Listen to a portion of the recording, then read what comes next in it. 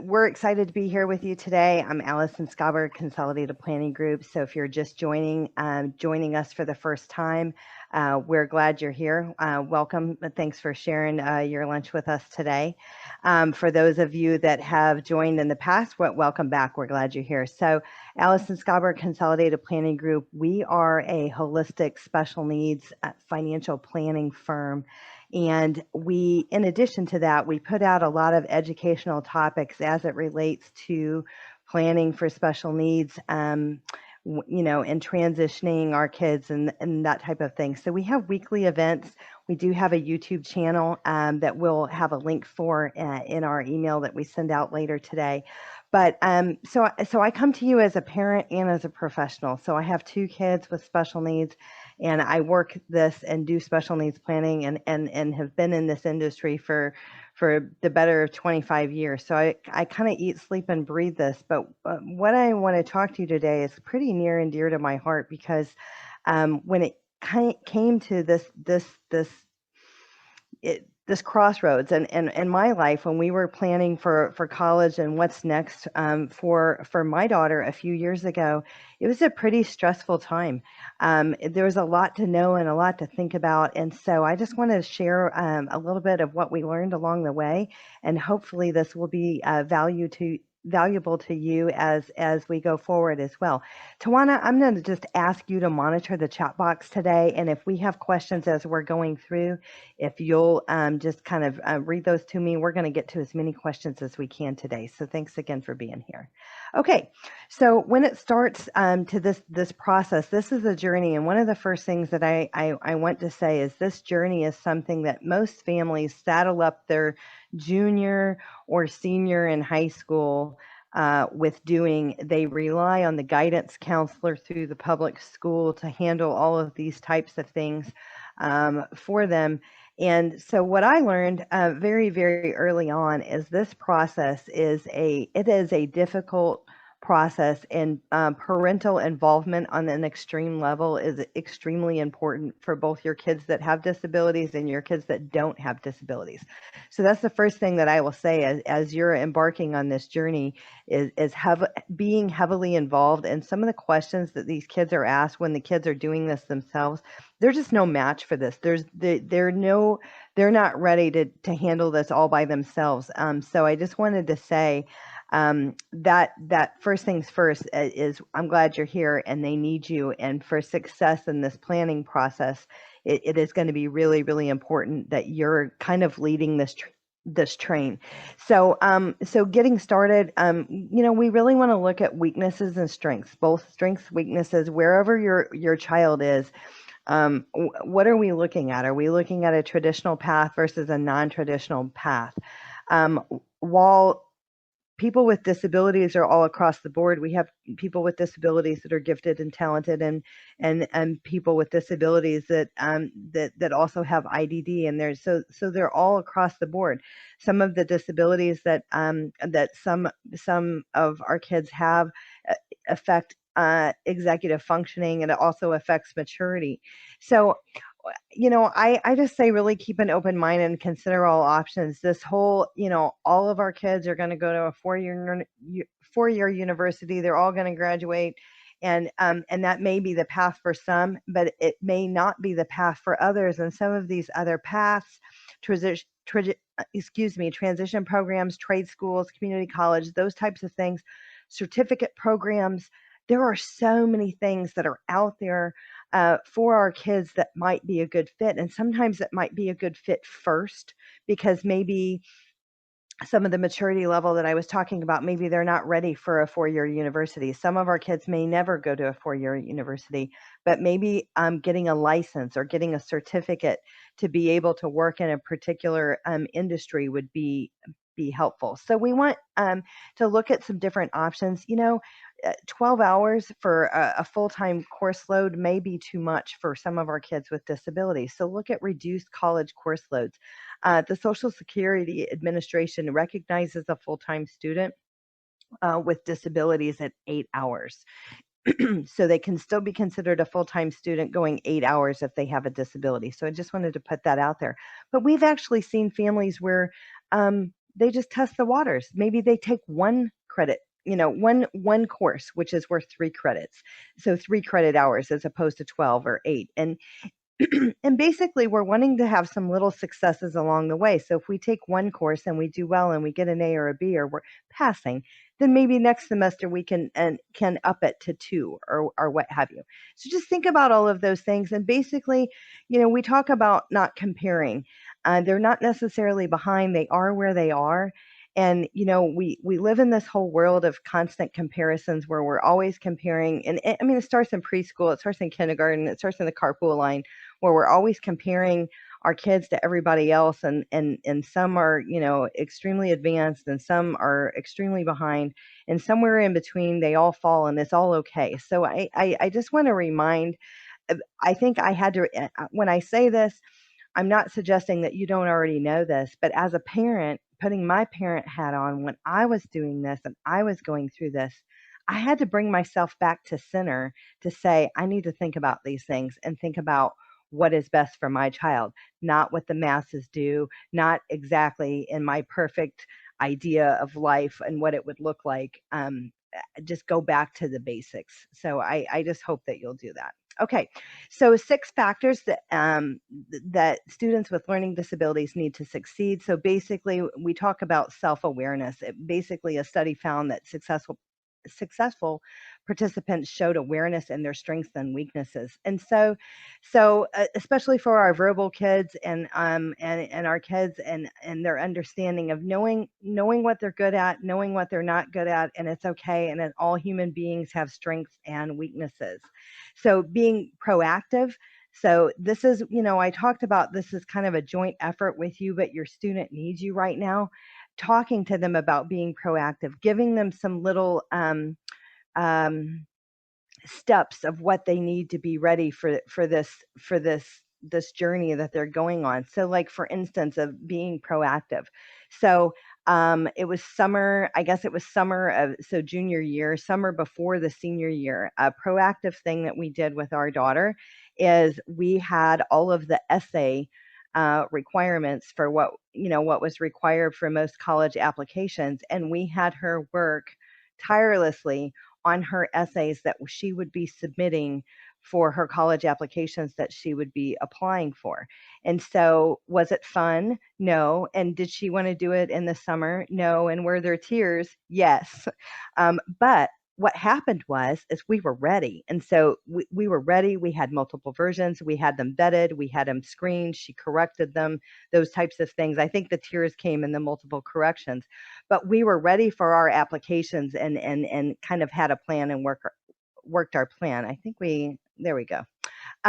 So, and then also perseverance, goal setting, and present use of effective social support systems. So emotional coping strategies. These are all things that are going to lend themselves to success in outside education opportunities outside of your public education or private education through high school.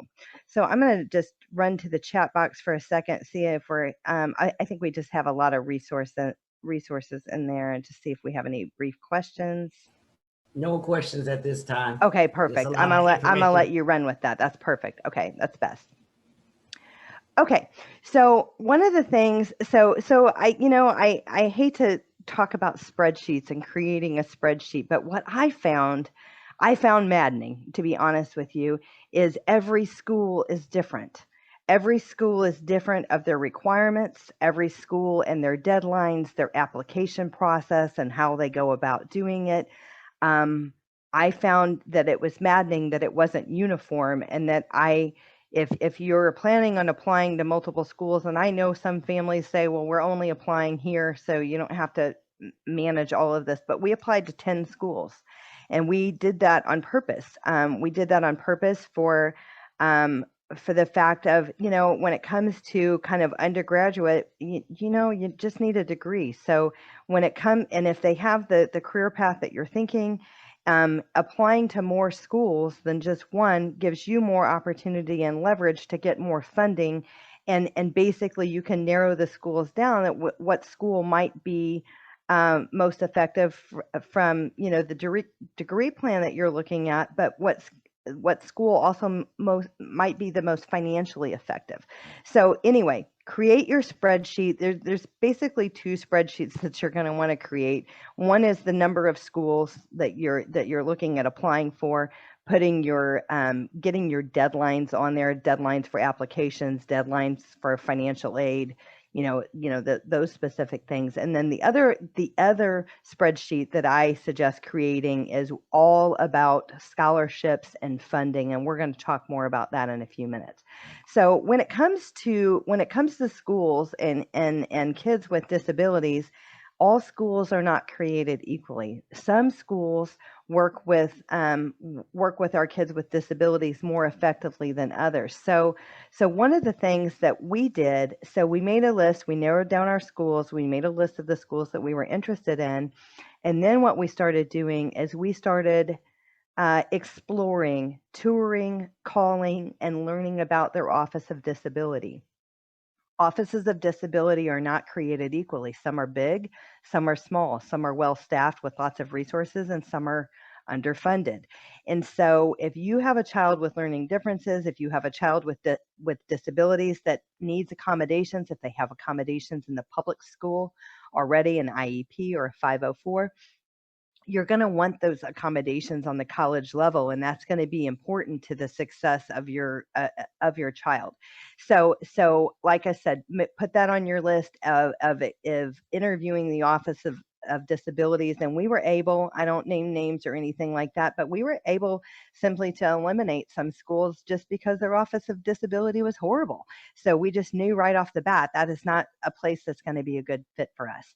Okay, so when it comes to SAT, ACT, AP exams, etc., you want to check the requirements early and be prepared. Because of COVID, some schools are calling it choice on whether or not they are going to require an ACT or an SAT scores. Many colleges are still requiring that. Some of them are saying it's optional. But so what I want to say there is you can get accommodations for the SAT and the ACT. It is through the College Board for the SAT, and you're going to go through the ACT website to get accommodations through them. It can take a little while to get those accommodations. Accommodations could be extra time, 50%, 100% more time on the test. It could be testing in a small group setting or a one-on-one setting. I mean, there's a lot of different accommodations that you can get, and you're basically going to have testing, proof of disability, and testing and recommendations updated in the last 3 to 5 years to be able to get those accommodations. Another thing to think about when we were talking about a different path and a different path forward is if we're not going to a 4-year university first, say for instance we're going to Lone Star or HCC, WCJC, some of the community colleges, basically to enter into those degree programs, you're going to have to pass the TSI, which is also required on the university level as well, but that's the Texas Readiness Test. And so I guess what I want to say here is if your path is going to be community college first, you don't have to take the SAT or ACT. You don't have to put your child through that, because if you're going to community college first and you pass the TSI and later you hope to one day transfer to a university level, you can simply transfer with those past TSI scores and never actually even need to take the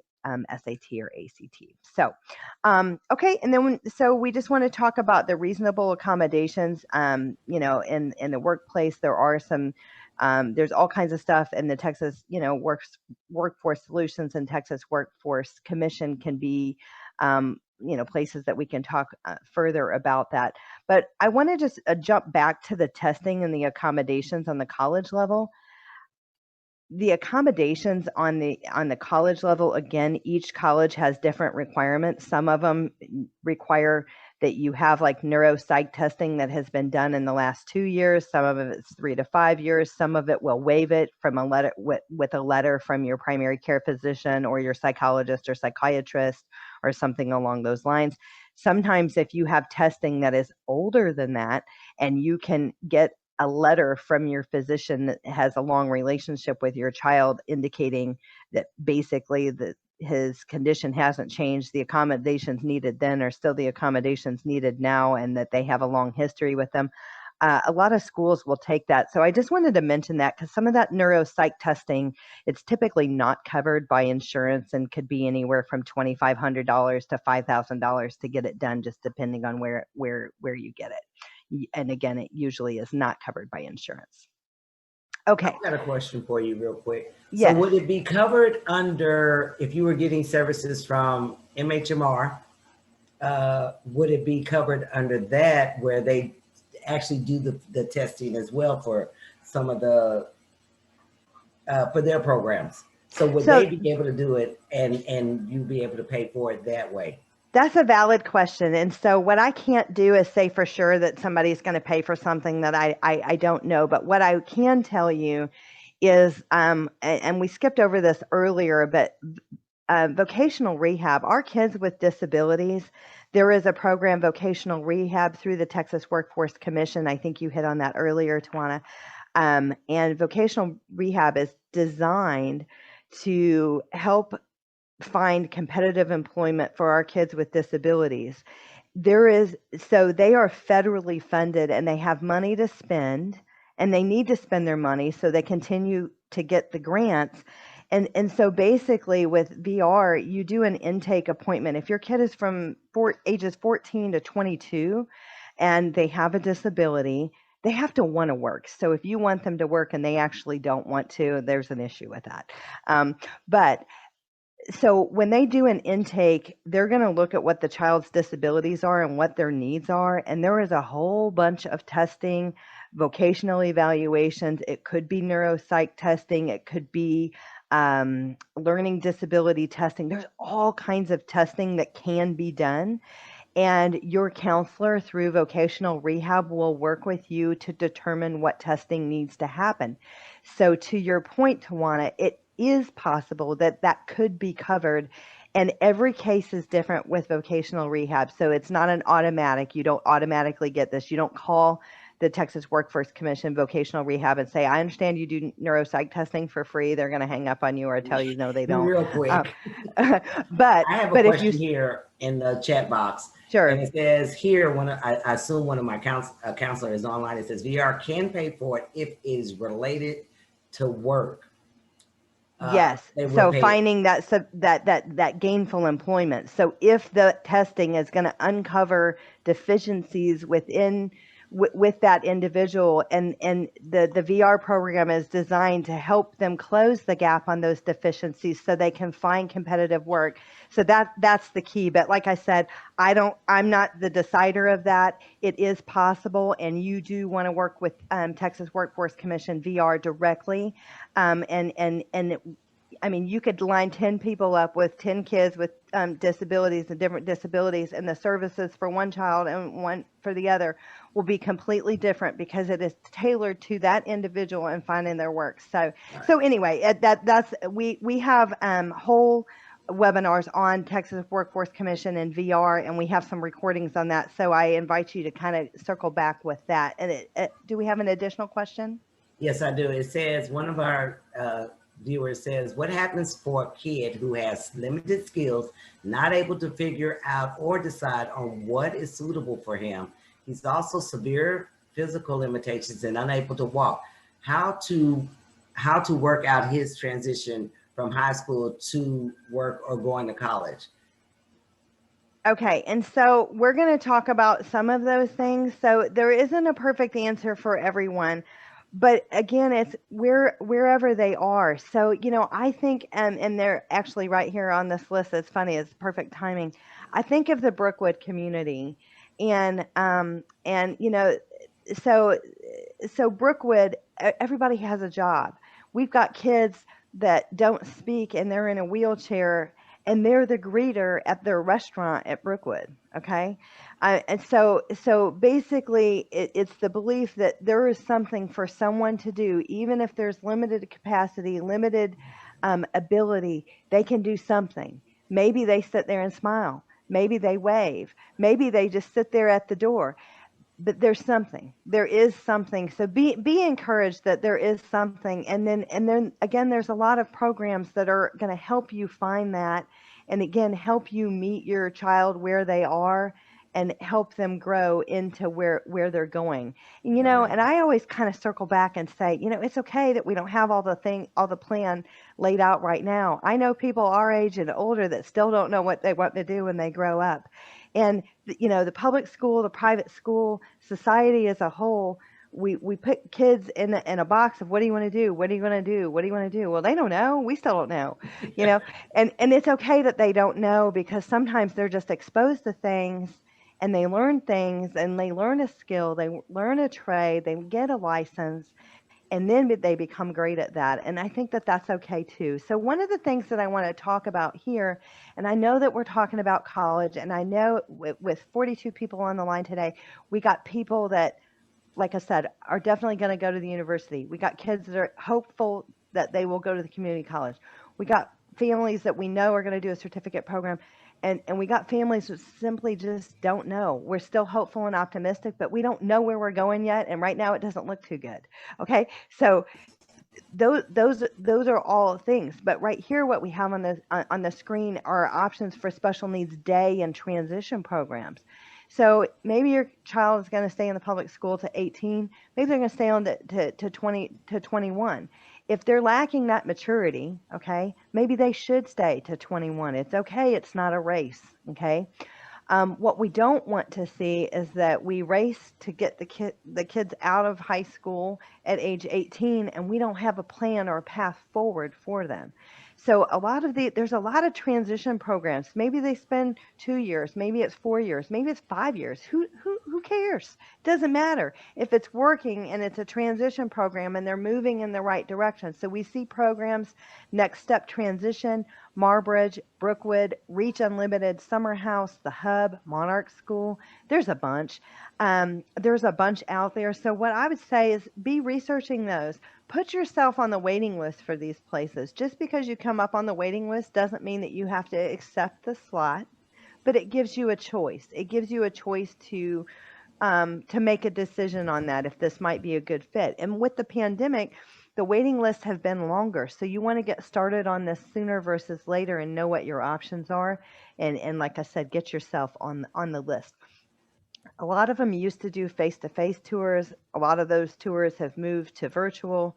Some of them have restarted face-to-face, but just kind of reach out and find out which, facility you're interested in, find out what their process is. Do we And have a then question?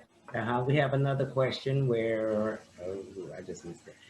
Do you already have universities and colleges with good offices of disability? Could you share that list where I can start my homework? So, and I don't know if you have a PowerPoint already with the colleges, and how do you get in touch? Because everybody is not a disability office, it's inclusion is what they Sure. call it. So you got to know the difference when you're going on to some of these campuses. The other question was, I have a disability. I have had this testing for my disability. Another one is TWSBR is both state and federally funded. They don't get grant money at all. Okay.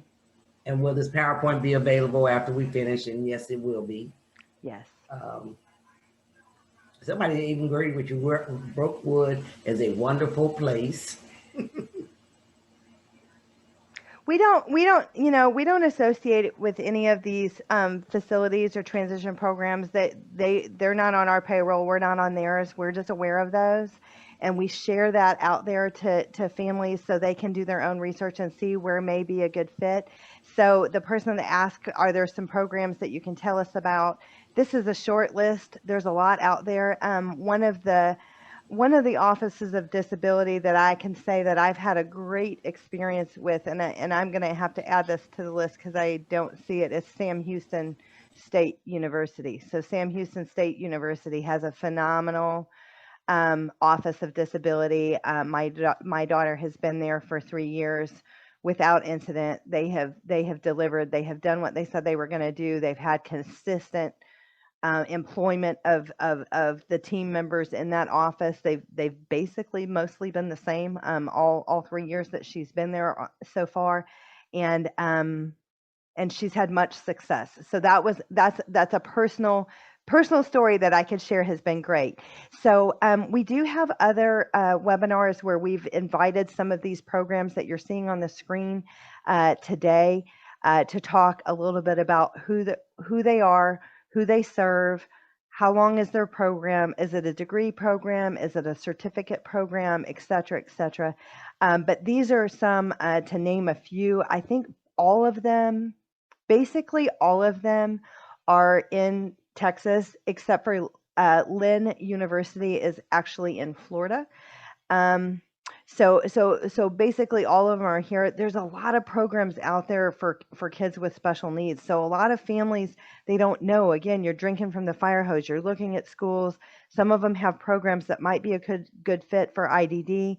Some others have programs that might be a good fit for, we see a lot of autistic brains. They're engineer brains, right?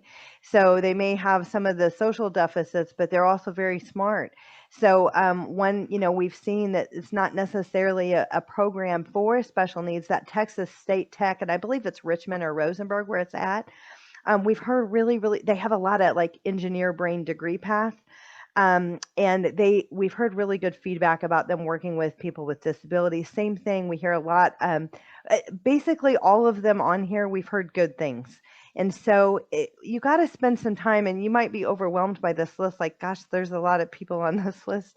But some of them you'll find right away, this isn't a fit for me because this is what they serve, or I don't want a certificate program.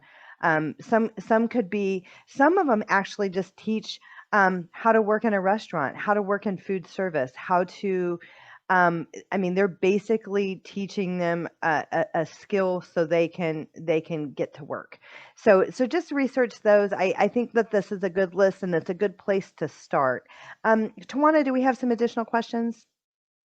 A lot of people are commenting on how well they know some of these schools, and so they're familiar with it, and so they're definitely saying there's a satellite also for one of the schools, Brookwood, in Georgetown, Texas, and that's north of Austin.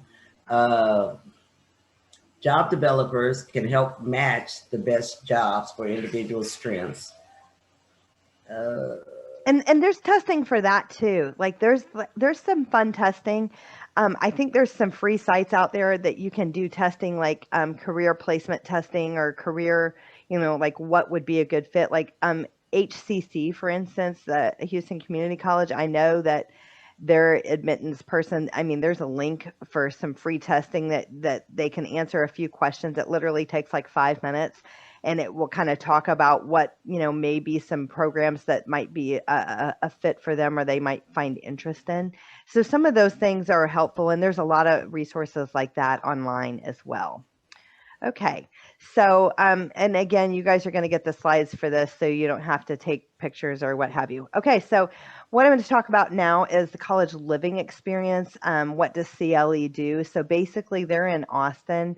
And most of the kids there, it's basically you live there and they're teaching independent living skills while the kids are going to the community college in Austin, basically. So academics and career development, it kind of gets them out of your house and there, so they're living with other peers their age. They're learning adulting, basically.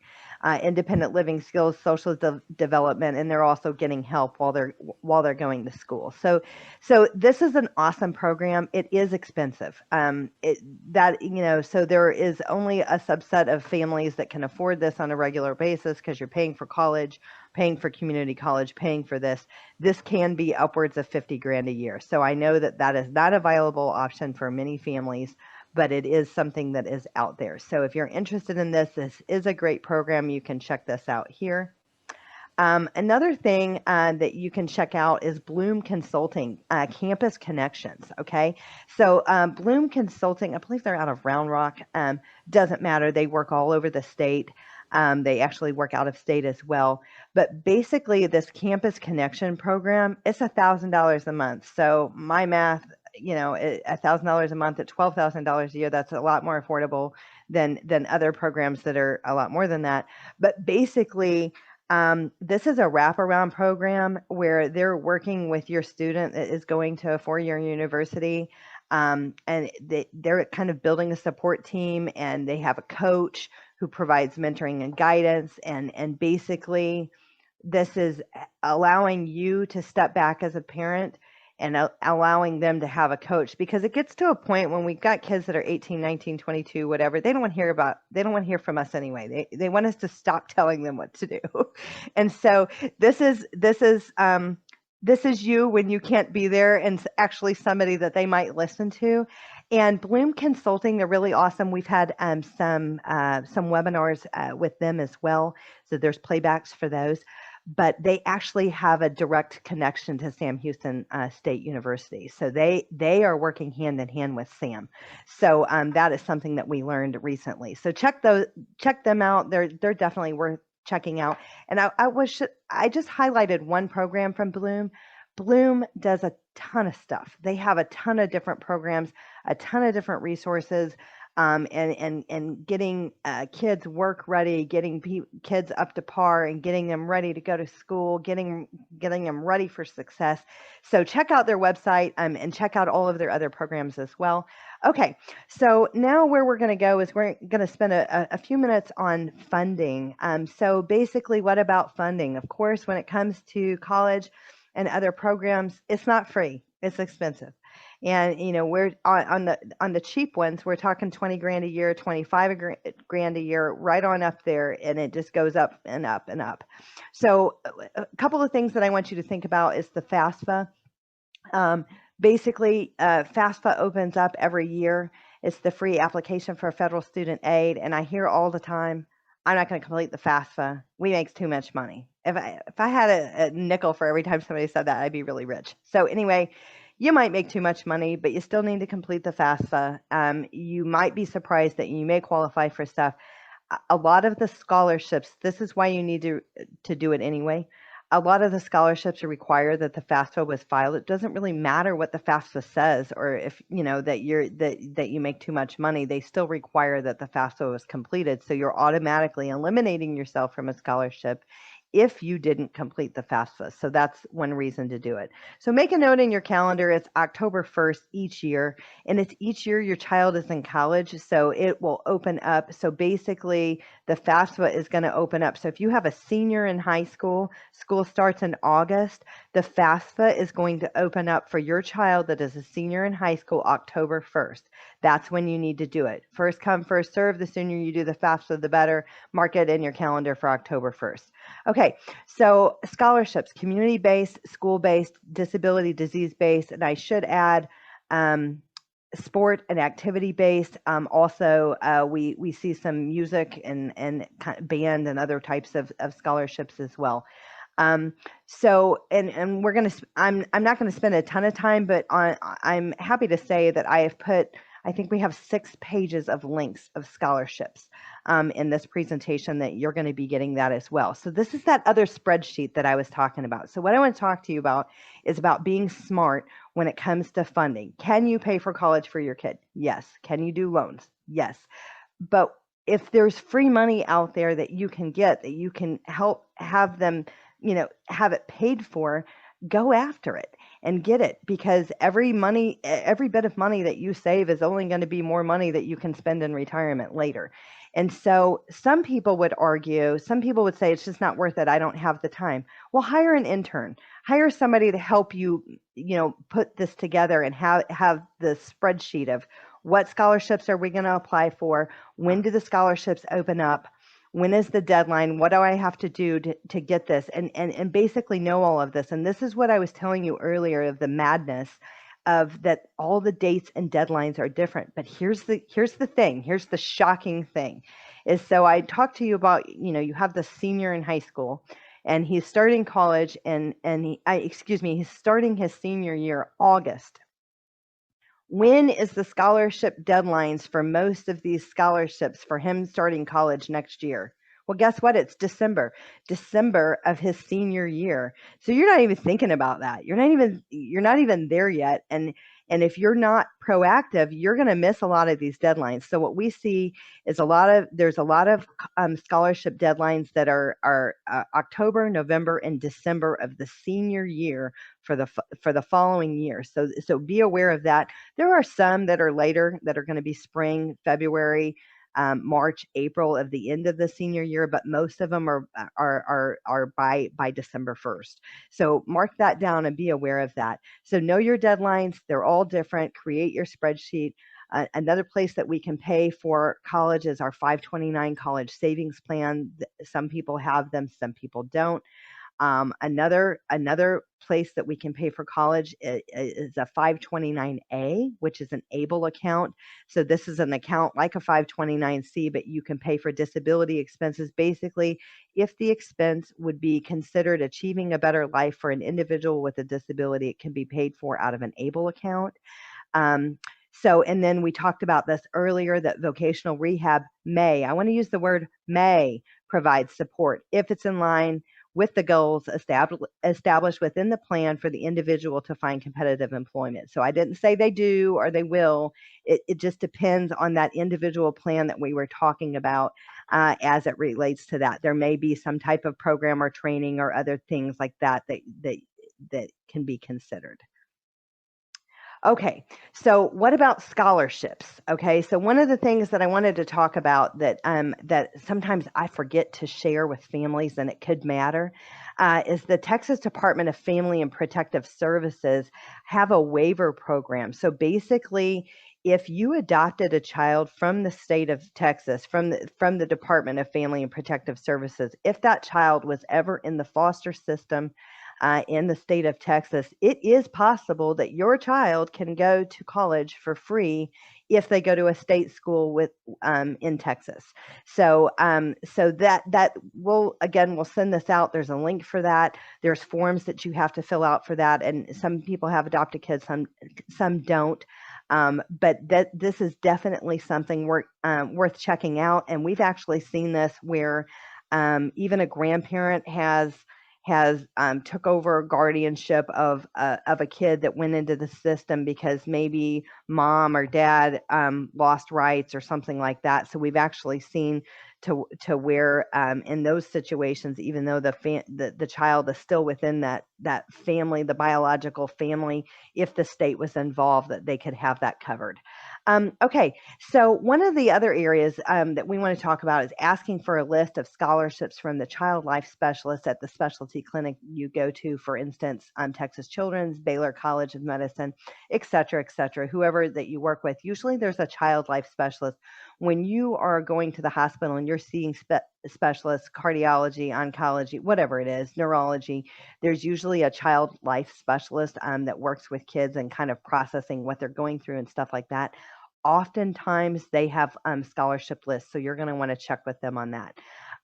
One of the ones that I sing the praises of a lot is the Terry Foundation Scholarship. So basically they're based out of Houston, and they are the largest private scholarship provided in the state of Texas. This scholarship is amazing. So basically they serve 13 Texas public universities. So basically, if you can think about it, it's Texas.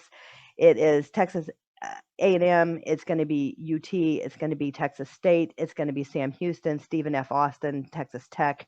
I'm not naming all of them, but 13 public universities in the state of Texas. And the Terry Foundation Scholarship is an awesome scholarship. So this is for service. They value service. So let's say your kid is not a 4.0 GPA and they're not going to get an academic scholarship, and they don't play the trumpet and they don't play football.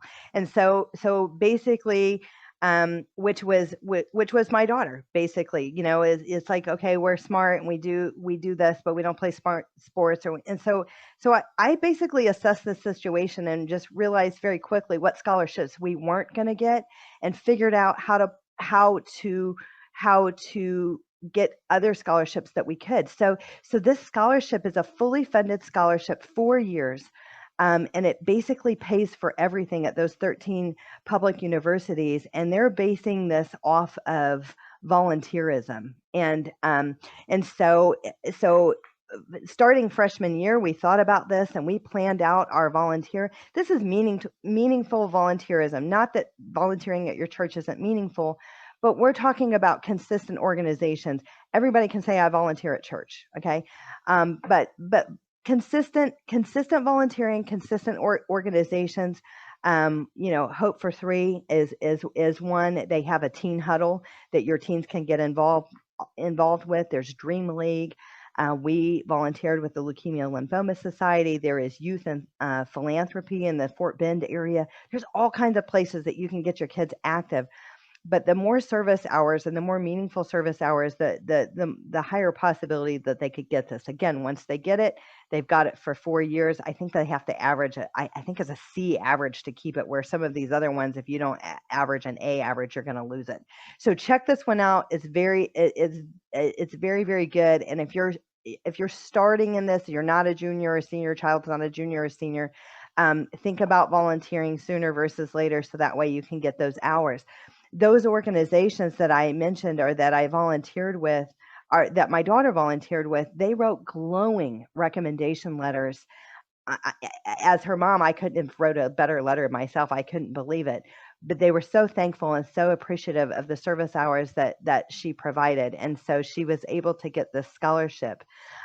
So for these next pages, I'm not going to go line by line because you guys are going to get these, but I have page after page after page of various scholarships out there. So when it comes to kids with disabilities, there are scholarships for everything. There are even scholarships for siblings with that particular disability, whatever it might be, whether it's cancer or blindness or autism or something like that. So go deep and wide. We've put as many on the list as we could possibly come up with, but everything that you could possibly think of, learning disabilities, what have you, there's a scholarship out there for it.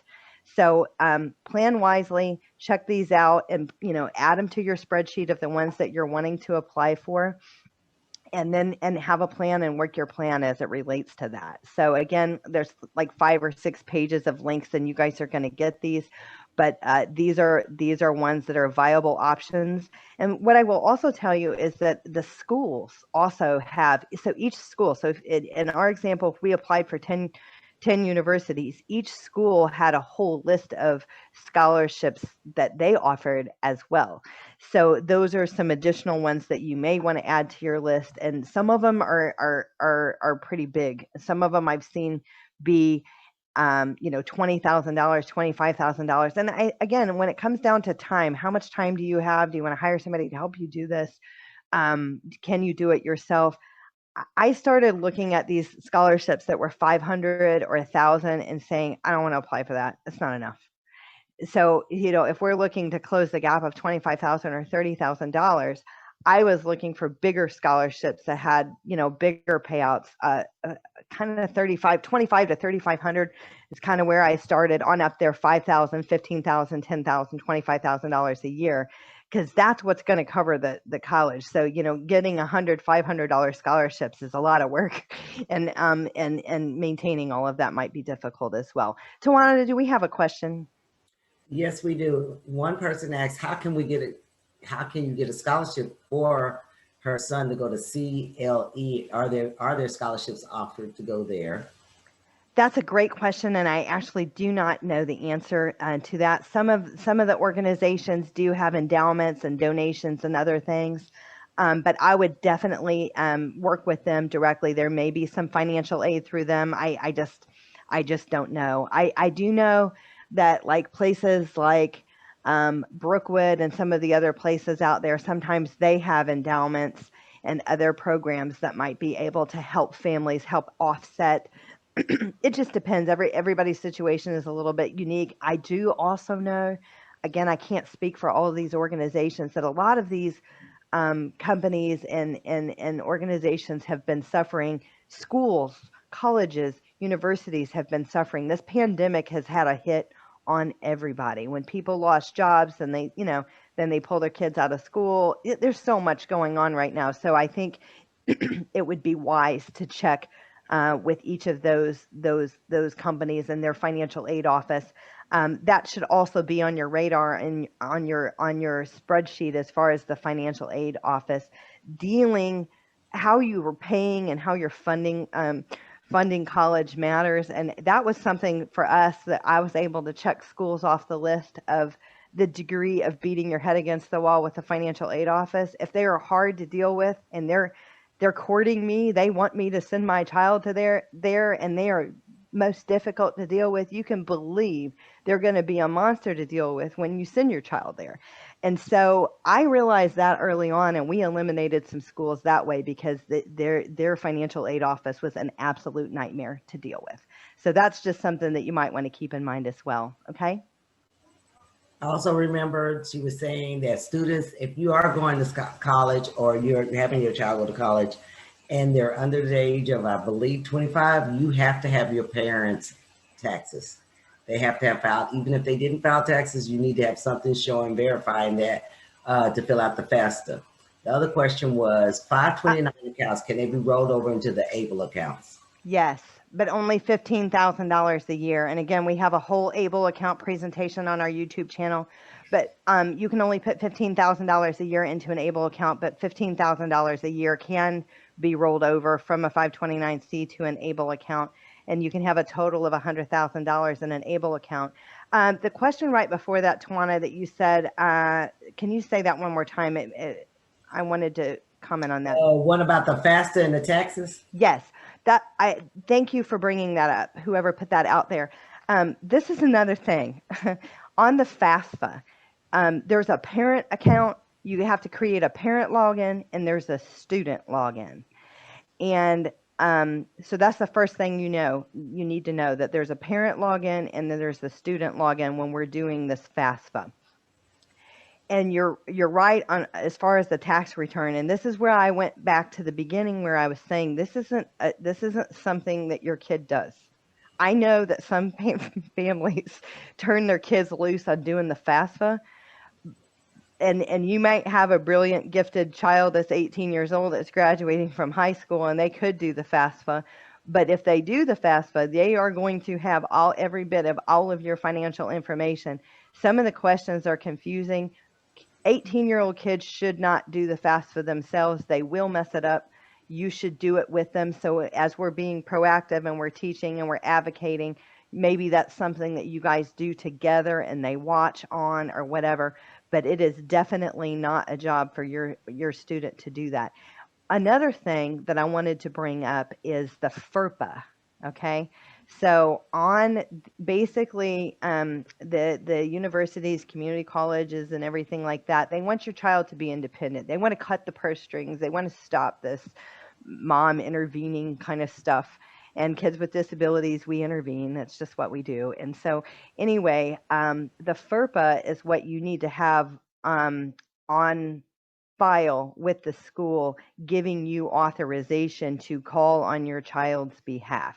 Okay. And I'm not saying that you're always going to do it, but I have done it over the years, over 3 years of college with my own child.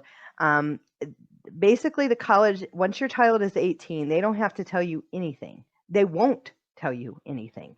They don't care that you're paying. They do not have to send you grades. They don't have to send you anything. Once your child is 18, if you do not have that FERPA, and that's FERPA on file, basically they're telling you nothing and you're relying on your child providing that information. So you do want to get one of those.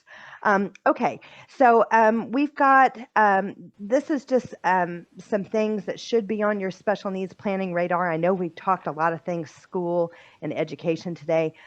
We do have Zoom educational events for basically every topic that you see on here. And again, when we send the recording out later today with the PDF of these slides, we don't normally send the PDF. We normally send the recording, which we are going to send the recording. But today we're going to send a PDF of the slides because there's so many links for those scholarships in there. We want you to be able to just click on links as opposed to have to write all those things down because there were so many pages of that. So watch out for some of these webinars. Like and follow our YouTube channel. So if you miss some of our webinars during the week or whatever, and you have time on the weekend, then you can circle back to them and check them out. And that's all I got for today. And I'm happy to answer any additional questions. One more question I have is, they said, thank you. This is very helpful information. can you get 2 or more scholarships from the list that you provided? Yes, yes, yes, and yes.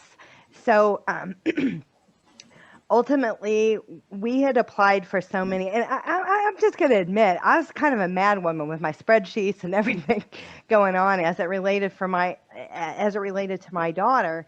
But it worked out, and I want to say that I think that she got like 10 different scholarships. I mean, she got a lot of scholarships, and they were mostly tied to service. I mean, she has a disability. She has shortcomings.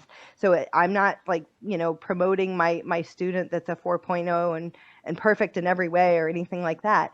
But what ended up happening is because she ended up becoming a Terry Scholar, and that Terry Scholar basically fully funded 4 years of college, we actually ended up giving a lot of the scholarships back because we didn't need them. And you don't make money like basically off of those scholarships. So if you're already fully funded and you don't need any additional money, you can end up giving them back.